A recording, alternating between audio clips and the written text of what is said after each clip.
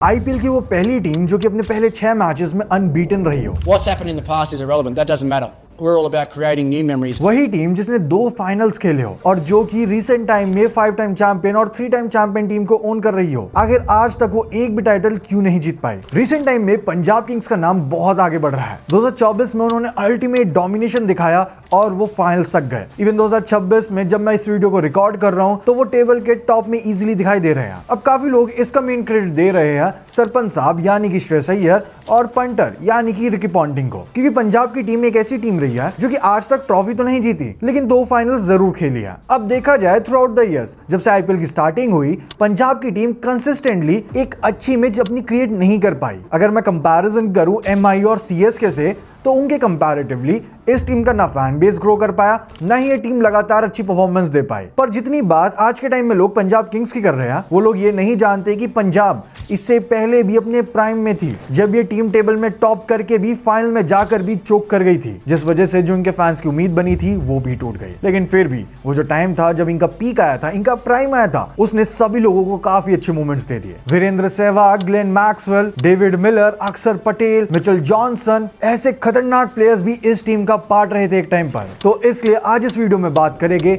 How good was prime Punjab.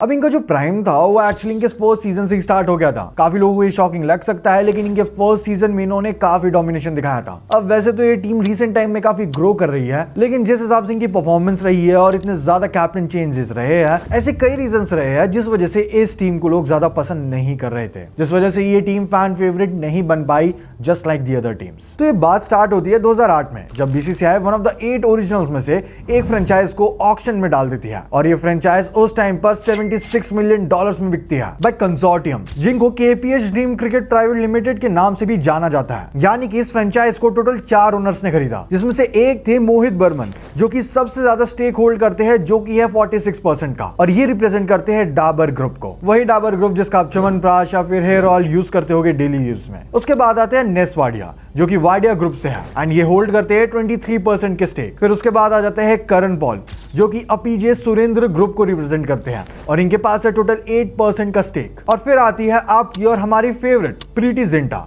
जो कि एक बॉलीवुड एक्ट्रेस थी और ये इस टीम में टोटल 23% का स्टेक होल्ड करती है। सो कुछ इस तरह की ओनरशिप के साथ इस टीम का फॉर्मेशन होता है और इसको नाम दिया जाता है किंग्स 11 पंजाब। पर किंग्स 11 पंजाब ही क्यों? सो ये एक्चुअली एक कैचमेंट था जो कि सिर्फ पंजाब को ही नहीं बल्कि 4 और रीजन को रिप्रेजेंट कर रही थी, जिसमें आता है कश्मीर, हरियाणा, हिमाचल प्रदेश और जम्मू, जो कि इनके 2008 के किंग्स 11 पंजाब के शील्ड लोगो में भी लिखा था आज KJHPH। एंड इसी के साथ होता है इस टीम का फॉर्मेशन। लेकिन अब फ्रेंचाइज तो बन गई थी और अब बारी थी टीम को बनाने की, और बीसीसीआई ने हर फ्रेंचाइज को अलाउ करा था कि वो ऑक्शन से पहले किन्हीं भी 5 प्लेयर को ऑक्शन से पहले पिक कर सकती है। बट पंजाब किसी को भी साइन नहीं करती ऑक्शन से पहले। इनफैक्ट वो ऑक्शन टेबल पर जाके टीम को स्क्रैच से बिल्ड करते हैं और वहां ऑक्शन में वो अपनी टीम में icons like Yuvraj Singh, Irfan Pathan, Sreesanth, Kumar Sangakkara, Brett Lee, महिला जयवर्धने और शॉन मार्श जैसे अमेजिंग प्लेयर्स को टीम में लाते हैं। और इस ऑक्शन के बाद वो अपनी टीम को पेपर पे काफी स्ट्रॉन्ग कर लेते हैं और जैसे कि ये टीम पेपर पे स्ट्रॉन्ग लग रही थी वैसे इनकी शुरुआत अच्छी नहीं रहती। आज अपने पहले मैच में ही किंग्स 11 पंजाब सीएसके से 33 रन से हार जाती है, जिसमें सीएसके ने 240 रन्स बनाए थे और पंजाब किंग्स ने 207। पर पहला मैच था, हम इसको इग्नोर कर सकते हैं। लेकिन अगले मैच में भी ये टीम राजस्थान रॉयल्स से हार जाती है और इन 2 मैचेस के बाद ये लग रहा था कि इनकी बैटिंग में तो दम है पर इनकी बॉलिंग में काफी गलतियां हैं। लेकिन अगले मैच में ये टीम सबको शांत करवा देती है। आज मुंबई इंडियंस के सामने पंजाब 20 ओवर में 182 पे ऑल आउट हो जाती है, पर मुंबई इंडियंस को भी ये 20 ओवर में बस 116 रन ही बनाने देती है और उनके 9 विकेट्स ले लेती है। इसके बाद पंजाब लगातार कई मैचेस जीतती है और अपनी विनिंग स्ट्रीक बनाती है और फर्स्ट हाफ के बाद किंग्स 11 पंजाब 7 मैचेस में 5 मैचेस जीत जाती है और 2 मैचेस हारती है। और फिर अगले सेकंड हाफ में ऑलमोस्ट सेम ही कहानी रहती है। आज वो अपने साथ खेले गए मैचेस में सिर्फ 2 ही मैचेस हारती है और 4 मैचेस जीत जाती है। लेकिन ये अपने आखिरी मैच में केकेआर के खिलाफ 3 विकेट से हार जाती है और लीग स्टेज खत्म होने के बाद ये 14 मैचेस में 10 विन के साथ पॉइंट्स टेबल पे सेकंड नंबर पे फिनिश करते हैं। लेकिन उस टाइम पे प्लेऑफ जैसी चीज नहीं होती थी आईपीएल में। सो पंजाब का मैच सीधा सीएसके से सेमीफाइनल में होता है, जिनसे ये लोग ऑलरेडी इस सीजन में 2 बार हार के आ रहे थे और फिर सेमीफाइनल मैच में सेम ही हाल रहता है।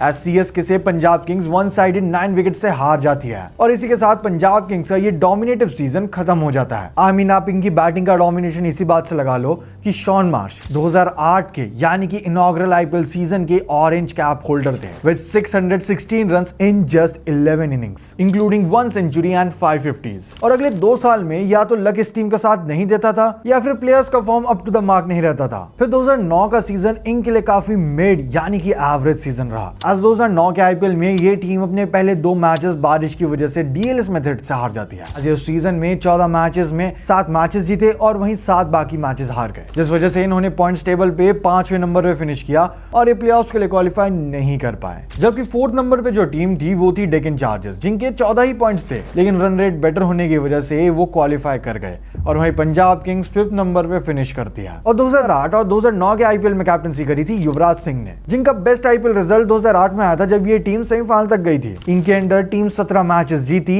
और 12 हार गई आउट ऑफ टोटल 29 मैचेस। अब 2009 के ऐसे सीजन के बाद ये टीम सोचती है कि 2010 में बेटर बन के आएगी और डोमिनेट करने का फिर से कोशिश करेगी। पर 2010 के आईपीएल में पंजाब की ये टीम अपने 2008 और 2009 के आईपीएल कैप्टन युवराज सिंह को सैक कर देती है और फिर टीम का न्यू कैप्टन बनाया जाता है कुमार संगकारा को। एंड ये इस टीम की सबसे बड़ी गलती साबित होती है। आज पंजाब किंग्स अपने पहले 8 मैचेस में 8 की 8 मैचेस हारकर सबसे पहले एलिमिनेट हो जाती है और 14 मैचेस में 4 मैच जीतकर इस सीजन में वो लास्ट पे फिनिश करती है। इवन इस सीजन में एक मैच के लिए महिला जयवर्धने ने भी कैप्टनसी करी थी। अब इतने बेकार सीजन के बाद ये टीम रेडी हो जाती है अगले साल के मेगा ऑक्शन के लिए। आज 2011 के आईपीएल के मेगा ऑक्शन से पहले ये टीम सिर्फ दो प्लेयर्स को रिटेन करती है, जो कि थे इनके new captain and wicket keeper Adam Gilchrist और शॉन मार्श। और इन्हीं प्लेयर्स को टीम में लेने के बाद वो ऑक्शन में उतर के नॉट टू फैंसी प्लेयर्स को टीम में लेते हैं, जैसे Dinesh Karthik, David Miller, Praveen Kumar, Ryan Harris और डेविड हसी जैसे प्लेयर, जो कि अभी तक इतने प्रूवन तो नहीं थे इंटरनेशनल क्रिकेट में, लेकिन ये सारे ही प्लेयर्स कंसिस्टेंटली बैलेंस वे में परफॉर्मेंस निकाल रहे थे 2011 के हिसाब से, जो कि इस टीम को काफी ज्यादा अट्रैक्टिव लगा फॉर देम। अब इस न्यू टीम के साथ ये इस सीजन में एंट्री लेती है with a new captain Adam Gilchrist और इस सीजन के एंड में ये टीम 14 मैचेस में 7 मैचेस जीतकर 7 मैचेस हार जाती है जस्ट लाइक 2009 और ये एक बार फिर से फिनिश करती है 5th पोजीशन पे। और ऐसे ही 2012 और 2013 में भी पंजाब किंग्स 16 में से 8 मैचेस जीतकर 6th पोजीशन पे एंड करती है। अब देखा जाए इस टीम की साइड से कुछ ज्यादा बड़ी परफॉर्मेंस नहीं आ रही थी एंड ये एक वे में बैलेंस परफॉर्मेंस थी जो कि कंसिस्टेंटली आ रही थी, जिस वजह से ये टीम 2014 के मेगा ऑक्शन से पहले अपने कोर को रिटेन कर लेती है और उसमें होते हैं अक्षर पटेल, डेविड मिलर और मनन वोरा। और इस बार ये लोग ऑक्शन में जाते हैं स्ट्रैटेजी के साथ, जिसमें ये जेन्युइनली कुक कर देते हैं, लाइक प्लेयर्स को स्टील प्राइस में अपनी टीम में शामिल कर लेते हैं। आज ये ऑक्शन में सहवाग जैसे एग्रेसिव बैट्समैन को 3.2 करोड़ के प्राइस में ले लेते हैं और फिर ग्लेन मैक्सवेल को 6 करोड़ के प्राइस में ये टीम में ले लेते हैं, क्योंकि जिस वे में ये प्लेयर उस साल खेलने वाला था उस हिसाब से ये एक स्टील प्राइस था। और उसके बाद ये अपनी बॉलिंग को अच्छे करने के लिए 6.5 करोड़ में मिचेल जॉनसन को भी ले लेते हैं और इवन जॉर्ज बेली जैसे प्लेयर को ये लोग 3.25 करोड़ में पिक कर लेते हैं, जिनको ये आगे जाकर अपना कैप्टन भी बना देते हैं। और क्या ही परफॉर्मेंस देते हैं ये सभी के सभी प्लेयर्स उस सीजन में। सबसे पहले अगर मैं बात करूं ग्लेन मैक्सवेल की, तो ये उस सीजन में 16 मैचेस खेलकर 552 रन बना देते हैं और वो भी 188 के स्ट्राइक रेट के साथ में 34.50 की एवरेज, जिसमें ये 4 50s भी मारते हैं। और ये सब परफॉर्मेंस आई थी 5वें नंबर पे आकर बैटिंग करते हुए, जस्ट अनबिलीवेबल, जहां ये 48 फोर्स और 36 सिक्सेस भी मार देते हैं, जो कि इनको पंजाब का इस साल का टॉप स्कोरर भी बनाता है। और इनके जस्ट बाद उस लिस्ट में नाम आता है वीरेंद्र सहवाग का, जिन्होंने इस साल 17 मैचेस खेलकर 455 रन मारे थे, जिसमें इन्होंने 112 रन की एक शानदार इनिंग्स भी खेली थी सीएसके के सामने, वो भी क्वालिफाइड 2 जैसे मैच में। और इस साल ये 144.44 के स्ट्राइक रेट के साथ भी खेल रहे थे, जिसमें 56 चौके और 18 छक्के भी शामिल थे। उसके बाद बात करते हैं इनकी बॉलिंग की, जिसमें इनके हाईएस्ट विकेट टेकर होते हैं संदीप शर्मा, जिन्होंने 11 मैचेस खेलकर टोटल 18 विकेट्स लिए थे और वो भी 8.81 की इकोनॉमी के साथ। एंड इनके जस्ट बाद आते हैं पंजाब के इस साल के रिटेंशन अक्षर पटेल, जिन्होंने उस सीजन में 17 मैचेस खेलकर टोटल 17 विकेट्स लिए थे, पर इनकी इकोनॉमी काफी कंट्रोल थी। आज उन्होंने 17 मैचेस में बस 6.14 की इकोनॉमी दी थी। और फिर आते हैं उस साल के one of the best buy Mitchell Johnson, जो कि 14 मैचेस खेलकर 17 विकेट्स ले लेते हैं और वो भी बस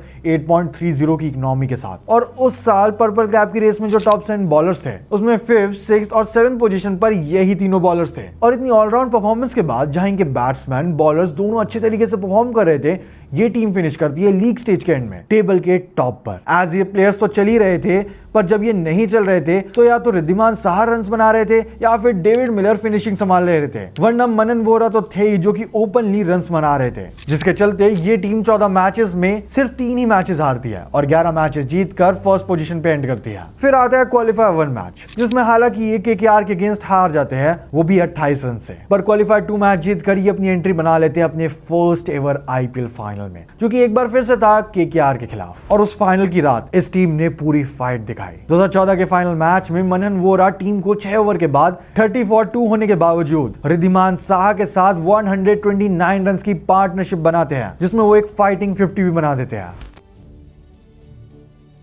वहीं रिद्धिमान साहा तो लिटरली सेंचुरी बना देते हैं, जिसमें 115 रन पे नॉट आउट रहते हैं। बट पंजाब बीइंग पंजाब, अब हर साल तो ब्लंडर्स कर ही रहे थे, तो उन्होंने सोचा इस बार के फाइनल में भी ब्लंडर कर लेते हैं, एज वो इस सीजन किंग के बेस्ट बॉलर संदीप शर्मा को टीम में लेते ही नहीं और उनकी जगह पर लक्ष्मीपति बालाजी को टीम में शामिल किया जाता है, जो कि इस मैच में बिना कोई विकेट लिए 4 ओवर में 41 रन दे देते हैं। Literally a big blunder. और इनके सेकंड बेस्ट पेसर इस मैच में चल ही नहीं पाते, आज वो भी 4 ओवर में 41 रन दे देते हैं, बट वो साथ में 2 विकेट्स भी लेते हैं। वहीं अक्षर पटेल कमाल की बॉलिंग करते हैं, आज वो 4 ओवर में 21 रन ही देते हैं, जिससे वो इनिंग्स को कंट्रोल करके लेके चलते हैं। लेकिन इनकी कसर भी करणवीर सिंह और परविंदर रवाना ने पूरी कर दी थी। आज करणवीर सिंह 4 विकेट हॉल तो लेते हैं, लेकिन 54 रन भी दे देते हैं। वहीं परविंदर रवाना तो अपने 3.3 ओवर्स में 43 रन खा देते हैं, जिसके बाद पंजाब का ये डोमिनेटिव सीजन एक हार्ट ब्रेक के साथ यही एंड हो जाता है, जिसमें केकेआर की ये टीम इस फाइनल मैच में 3 विकेट से जीत जाती है। और ये अब तक पंजाब की टीम का बेस्ट पॉइंट था, लिटरली द टॉप पॉइंट, और वो इसलिए भी क्योंकि इन्हें 11 साल लग गए अपने दूसरा फाइनल खेलने के लिए, जो कि इन्होंने 2025 में खेला था। और इस बीच ये टीम आखिर क्या कर रही थी हम सबको पता है, गलती पे गलती। कभी बार बार कैप्टन चेंज हो रहे हैं, टीम में कोई रिकॉग्नाइजेबल प्लेयर लग ही नहीं रहा है।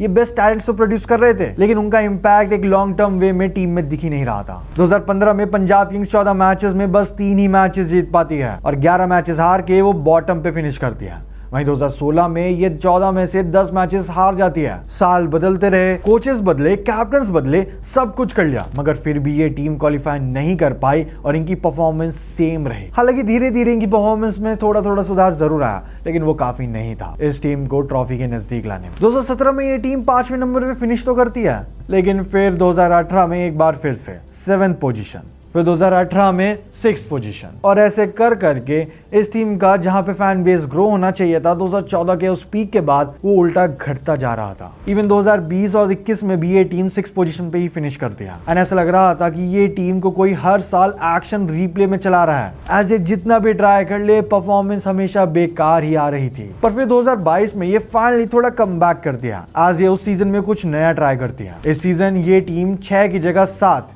Yes finally after a very long time 7 matches जीत जाती है। अगेन थाला फॉर अ रीजन।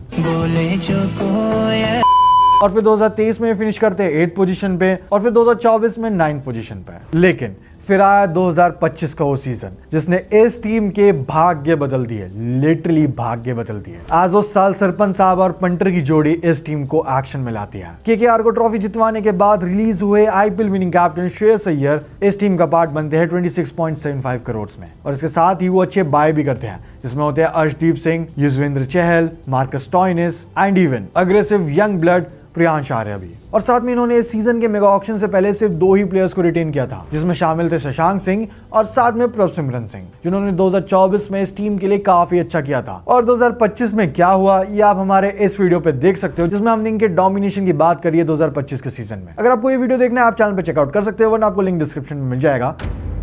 बट अगर मैं इस सीजन को साइड में रख दूं तो बचता है 2014 का सीजन, जो कि इनका अल्टीमेट टाइम था, जब ये पहली बार फाइनल में गए थे और वो पीक कभी आ ही नहीं पाया। इस टीम के पास अच्छे प्लेयर्स भी थे, अच्छे कैप्टन्स भी रहे, इवन इतनी अच्छी ओनर थी जिनकी वजह से इनका फैन बेस रेगुलरली रिलेवेंट भी रहा। क्योंकि अगर मैं इनकी रेगुलर परफॉर्मेंस की बात करूं तो वो इतनी अच्छी नहीं थी। ऑल दिस टीम के प्लेयर्स लाजवाब थे। भाई अगर मैं बात करूं इनके पीक की, जो मेरे हिसाब से बस 2008 और 2014 में ही रहा, अपार्ट फ्रॉम 2025 एंड 2026, तो उस हिसाब से इनका प्राइम कभी लंबे टाइम में टिक ही नहीं पाया। मैं इनके प्राइम को रेटिंग दूंगा 3 आउट ऑफ 10। आपके हिसाब से क्या रेटिंग होनी चाहिए कमेंट में जरूर बता देना, और क्या आपके हिसाब से ये इस साल अपनी पहली ट्रॉफी जीत पाएंगे वो भी बता देना। Because proudly and happily I am supporting Punjab kings in this season, so let's see क्या रहेगा। Well that's it for this video. अगर आपको ये जानना है कि एलएसजी सबसे वर्स्ट टीम क्यों है तो यहाँ पर क्लिक करो। अगर आपको मुंबई इंडियंस के बेस्ट ट्रियो रोहित, हार्दिक और बुमराह की कहानी के बारे में जानना है तो यहाँ पर क्लिक करो। Thanks for watching, see you in the next one.